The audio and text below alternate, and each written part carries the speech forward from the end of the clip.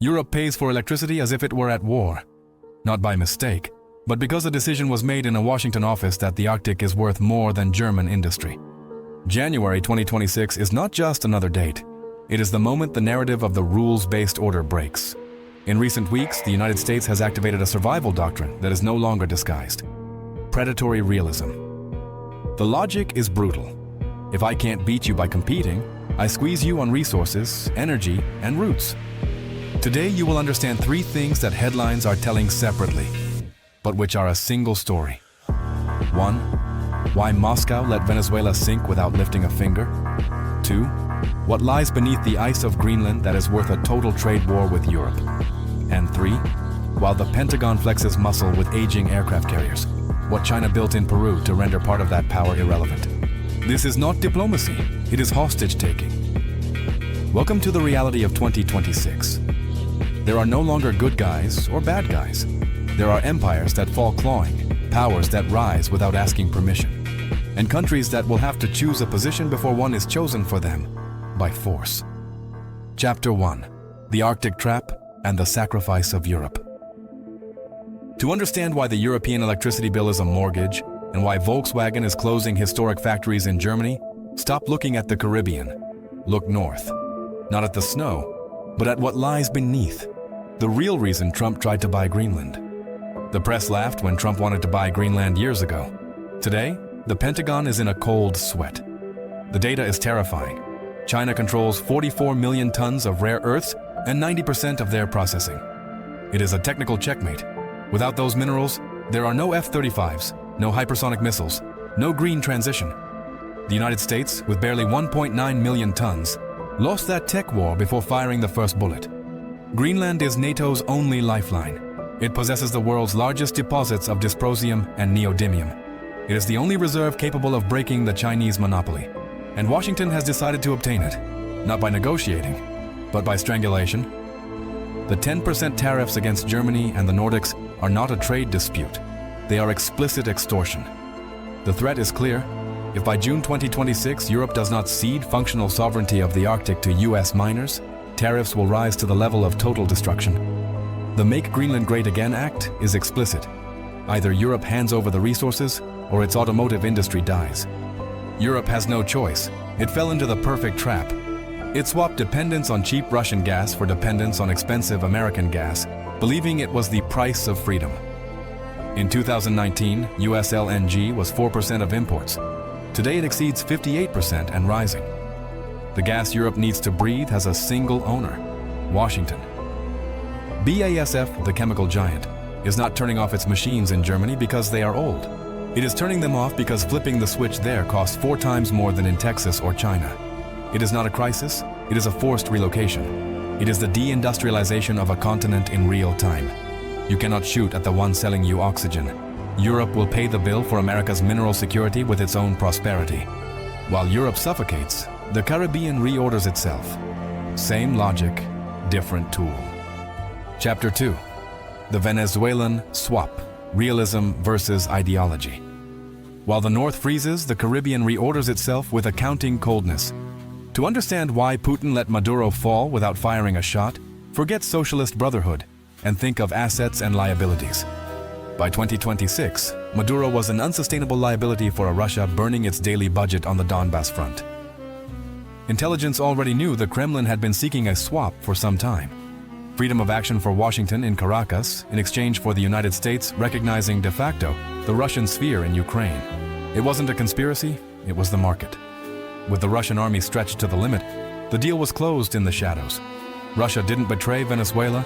It saved Russia by sacrificing an indefensible pawn to secure its border, validating the brutal return to 19th century spheres of influence. The proof that this is a corporate transaction is who governs today. Washington didn't install Maria Corina Machado. It validated Delcy Rodriguez. Why? Because the physics of refineries doesn't understand ideologies? The Gulf Coast refining complex, the largest in the world, suffers from an addiction that Texas fracking cannot cure. Shale oil is light and sweet. The refineries of giants like Valero or Citgo are designed for heavy and sour crude. Without Venezuelan crude, they operate at a loss or depend on Canada. Trump isn't looking for ballot boxes. He's looking for specific barrels with a chemical composition that Mexico no longer exports. The result is global resource laundering. The oil that yesterday went to China at a discount in the ghost fleet today flows legally and at market price to Texas. The predatory realism move is twofold. You lower gas prices for the American voter before the elections and cut off the cheap supply to China, forcing Beijing to pay inflated prices on the open market. Venezuela didn't change regime. It changed its main client in a hostile merger and acquisition.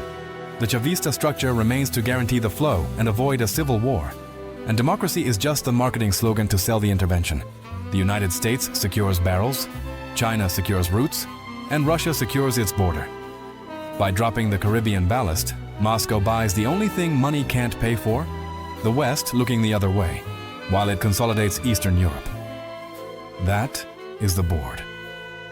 Chapter 3: The Silk Road versus the Tariff Wall.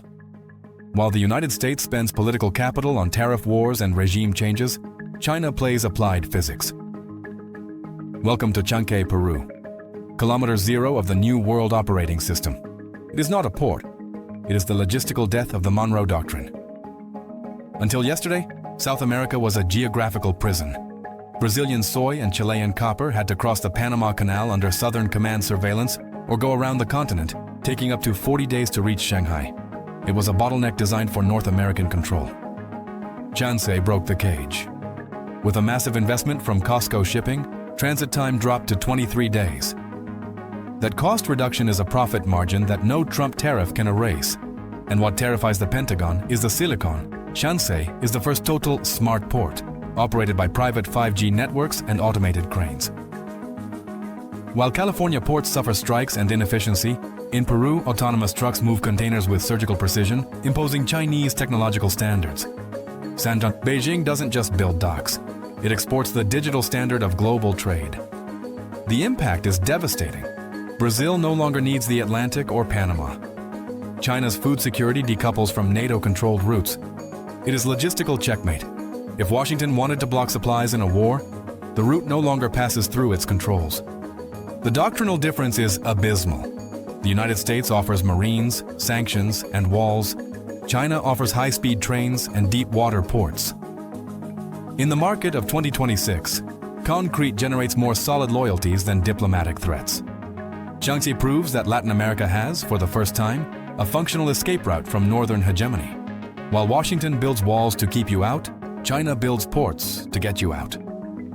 Conclusion: the bifurcated world.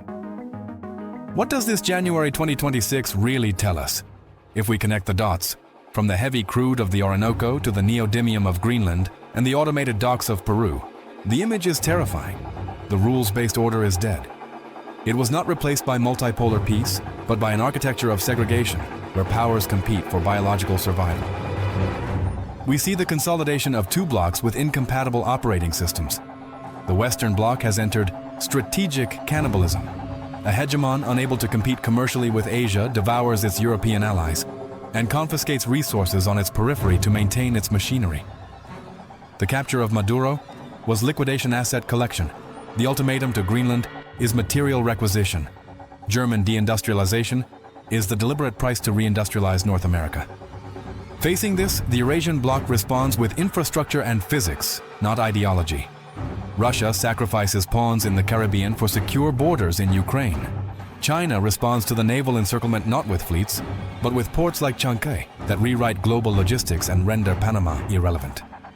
The lesson for the rest is brutal. If you are European, prepare for structural impoverishment. Your prosperity was a geopolitical loan that the United States has just canceled. If you are Latin American, look closely at Caracas. There are no magic saviors, only powers that see you as a logistical partner or as a gas station. The division of the world already happened while we were watching the news.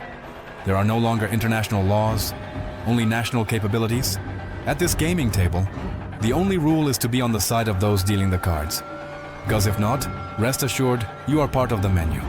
And now I ask you, from your country, do you feel that your government is sitting at the negotiating table? Or that they are already being served on the plate of some power? Leave me your opinion below. Geopolitics is decided on maps, but it is suffered on the street. But before you go, a final warning. We are conditioned to think of collapse as a sudden event, a bomb, a market crash, a blackout. But the shift I just described is far more dangerous because it is silent. It is the normalization of decline. In the coming months, you will notice the narrative changing. You will be told that paying triple for energy is patriotic. You will be told that rationing imported goods is ecological. The media will rebrand your structural impoverishment as a necessary sacrifice for national security. Do not accept that narrative. Keep your eyes on the small print. Watch the quiet bankruptcies of mid-sized companies in Europe. Watch the currency devaluations in South America. The noise of the political headlines is there to distract you from the silence of the factories closing down. The map has already changed. The only question is, how long will it take for you to realize you are living in a completely different country than the one you were born in? See you in the next report.